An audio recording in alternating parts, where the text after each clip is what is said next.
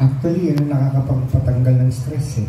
Kasi pag nandun ka sa, let's say pag nasa taping kami, to be honest, kami mag-ama, doon kami nakakapag-bond.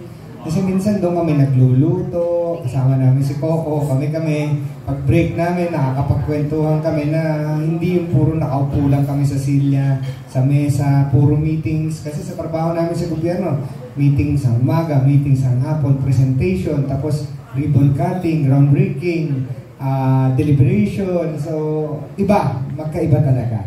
So, sabi nga nila minsan, yung mas nakakapagod yung mental na pag-iisip rather than physical, di ba? Kasi mas malakas yung stress level ng mental. Kaya, mas maganda kasi minsan nakakapagluto kami kahit ano lang, nakakapagkwentuhan kami. So, it's a bonding also on our end. Yan nga po yung wala yung mga government officials lang po, di ba? Kasi usually, sabihin nila sa showbiz, baka nakahati yung inyong pagtrabaho. But actually, nakakaganda, I think. Lalo na po sa father po ninyo. Yung ganda ng segue ko. Kasi mukha po, parang this year ho, Senator, parang ang bubbly niyo po. Tsaka mas po kayo, parang bagets, tsaka mas ganado po kayo makipag-chikahan sa amin. Kasi usually po, sasabihin nyo ay konting message lang, mahihain po kayo. Pero mukhang nakakatulong po talaga ang showbiz sa overall po ninyo na pananaw po and all. Tama po ba, sir? Tama po kayo. Bisa niyang inspirasyon, gano'n. Yan naman. Ayaw ni mo na ilolit yan. Ano lang, kasi pag artista ka, ang maganda kasi sa artista, mini-maintain mo yung figure mo. Hindi pwedeng hindi ka mag-ensayo. Hindi pwedeng trabaho lang ang trabaho. Titignan mo kasi kasama sa trabaho, kung yung pagpapaganda ng katawan, magpapabeauty rest ka, kasi hindi ka pwedeng umarap sa tao na haggard ka. Ayun, parang gano'n na yun lang. Magkaiba. At least nagagamot namin. Kasi yung politika, karamihan ng problema. Hindi nawawala ang problema sa buong Pilipinas. Lalo na ngayon, mga disaster, pangangailangan ng tao. Hindi mo gusto mong tumulong kung minsan hindi makayanan na. Hindi mo gagawa na. Kahit konti lang siguro makatulong ka. Yun, parang masayang-masaya ka na. Siyempre po, proud po ang showbiz po sa lahat ng mga accomplishments nyo again this year sa Senado. Pasensyahan nyo na po kung kilig po yung feelings namin ngayon. Kinikilig lang po kami. Kasi mukhang yung primanda po, hindi mabubuwag. Kasi uso ho ngayon sa showbiz yung mga love team na nawawala, di ba? Pero yung primanda po ba, kahit na umalis po muna kayo sa Batang Quiapo in February, can we hope po na magtuloy-tuloy pa po yung love team na yan? Sana po, magtuloy-tuloy. Kaya lang, medyo na kami, kasi sinasabi ko kay Coco, nung itinambal ako kay Lorna, sabi ko ba, hindi na kami bagay. Kasi nga senior citizen na kami. Sabi nga, hindi. Kailangan kasi para magkaroon ng love team ang senior citizen, may pag-asa pa sila. Magkaroon na pa. Kay Angel Aquino sa probinsya, ganon din ang tema. Sabi nga, bakit nung sa kay Angel Aquino, sa probinsya, kinagat ng tao. Baka ito kakagatin kasi,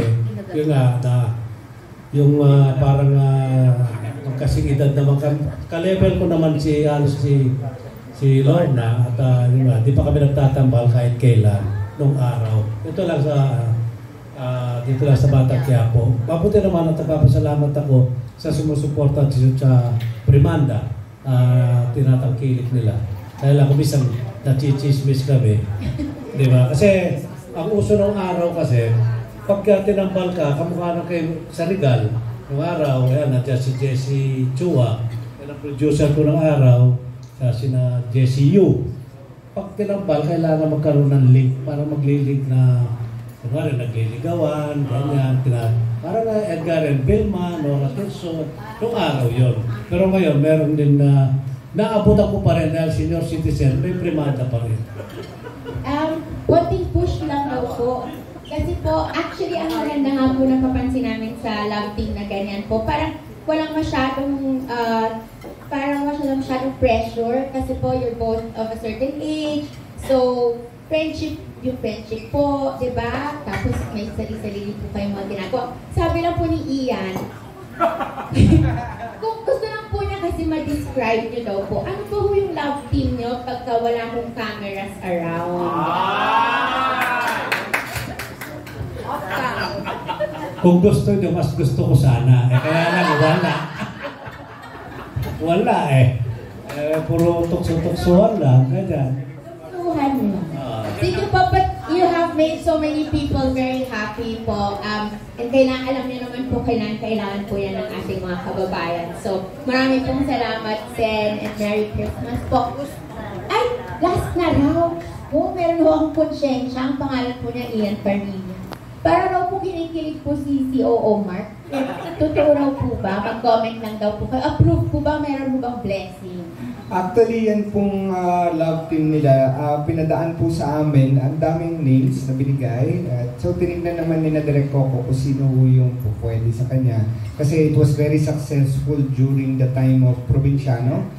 With Angel Aquino, that was the first na nakita nila na pwede. So, although, syempre, number 1 on the list during that time, it was Angel Aquino ulit to bring back.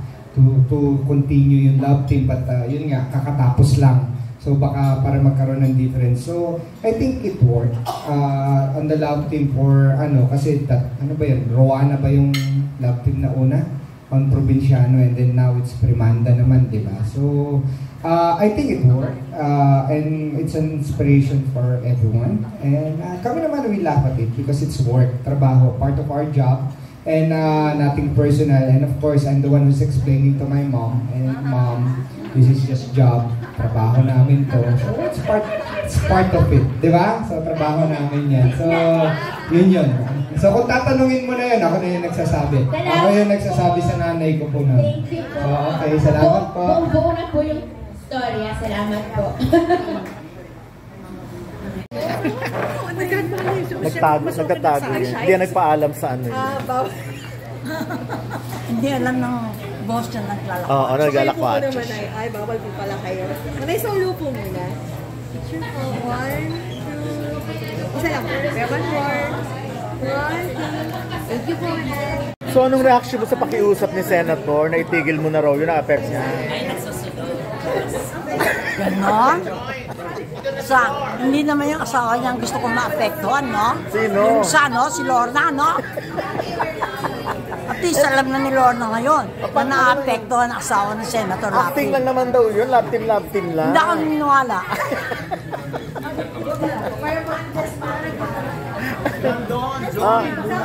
Ay, sige. Pwede na kayo maging friends ni Senator. Talagang nag-imbita ka sa atin. Ikaw talagang nag-imbita, di ba? Ikaw, bakit ka ba? Sino ba nagsabi na ikaw mag-imbita? Ikaw naman yata ang publicist niya eh. Hoy! Parang taon, di ba? Hindi, no? Ngayon lang siya nagpapabiswas pa. Hoy, last year meron din, ha? Meron ba? Baka 2 years ago. Dito rin tayo, Tita Loli. Taon-taon ikaw ang kinokontak niya. Parang gimmick mo lang yata yun. Nagalit ka sa kanya para makapagpa-press mo eh. Well, what can I do for you? Sa Samar. Tessa, natawag dito Tita Loli si Hindi gusto mag-yes. Si Paolo Conte, anong tawag? Sabihin ko po kayo direct, nagkita kami, banggit ko sa kanya. Wala ba siyang kontrata sa 7? Wala. Banggit ko po. Maganda siya na yun, ha? Sabihin ko po kayo. Sige, I will. Thank you. Merry Christmas po. Merry Christmas. Merry Christmas. Your embutidos rin. Yeah. Di ba sabi ko nga, di ba pag si Direk, gano'n naman ang sinasabi niya talaga. Dito may paulit-ulit na lang namin humingi ng impetido. Gusto ko induction. Mag-order ko ng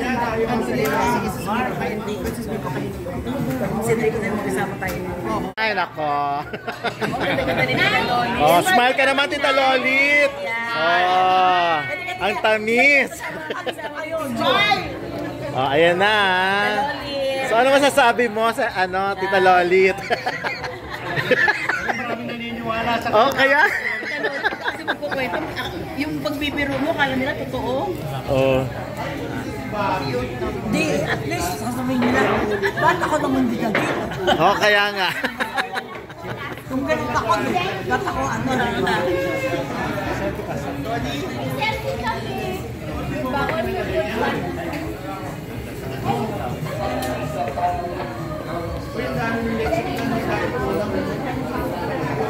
Wow!